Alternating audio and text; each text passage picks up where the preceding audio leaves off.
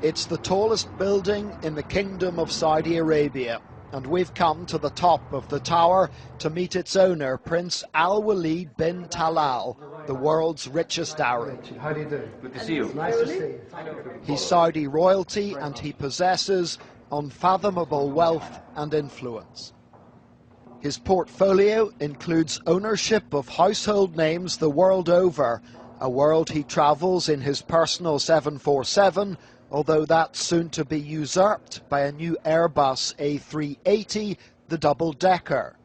Prince Al Walid has the ear of world leaders past and present, and right now he hopes that President Obama is listening, for the prince wants more US engagement in the Middle East. Frankly speaking, Obama has not been very successful in our region here, and I hope his second term will prove to be different than his first term.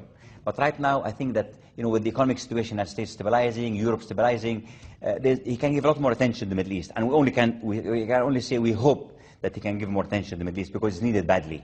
This prince wants changes here. He says Arab countries must reform. I like all those Arab countries who did not really have any instability or revolution to really wake up and immediately to reform and change before have this tide reach them. Including Saudi Arabia? All countries, no one's immune. Anyone thinks that's immune, he just, as you say in English, talking rubbish. On Syria, he predicted that Bashar Assad would not flee and that the conflict would drag on for years, but he understands why the Western powers are steering clear. Who are the insurgents? Who are they? Are they united? Who are they? Are they extremists? Are they Qaeda-based? Are they fanatics? So really, we don't know who are the insurgents. We have groups there that are all over the place. So that's why the West, even Saudi Arabia, has been very, not being very aggressive in supporting the insurgent over there. Later, the prince took us to his desert retreat outside Riyadh. Here, he reflected on his desire to promote greater understanding between East and West. We have reached a stage after 9/11 whereby the separation was dangerous. And we can't let Huntington win by saying we have clash of civilizations. I believe civilizations are complementary to each other. You're likely to hear more about Prince Al Walid as he turns his attention from making money to the business of changing attitudes at home and abroad.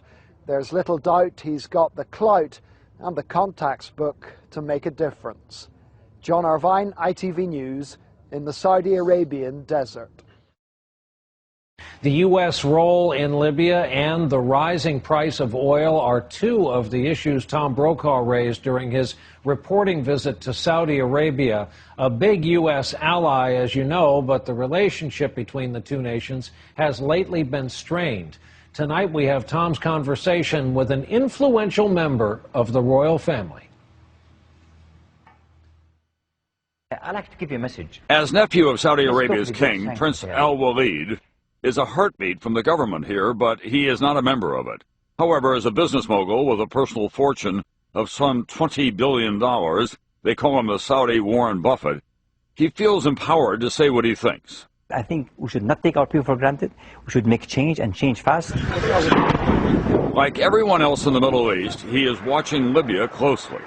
You approve of what the West is doing in Libya, with NATO providing airstrikes on behalf of the Libyan rebels? I think what's happening in Libya is a big shameful act. The U.S. has no policy, no strategy, no objective, no mission statement. Although he doesn't speak for the government, as a powerful investor, Walid does monitor the oil pricing plans. We're going to have turbulence, in Iran, in Bahrain, in Saudi Arabia, in our region. This will create some psychological impact that will inevitably impact the price of oil. But Saudi Arabia is playing a big role in stabilizing price of oil in the neighborhood of 100, 110, with the hope that when things subside in our region, it will go back to the neighborhood of $70 to $80.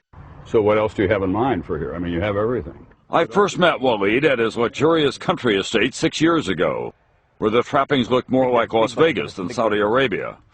Many of his employees are women who dress Western style within the walls of his empire, and he wants more rights for all Saudi women. No society can advance if 50% of its population is locked up in the living room or just cooking in the kitchen. And the Arab world right now is forced to face these realities sooner than later.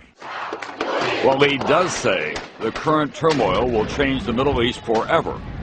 How it turns out, not even he can say. Tom Brokaw reporting for us tonight from Saudi Arabia.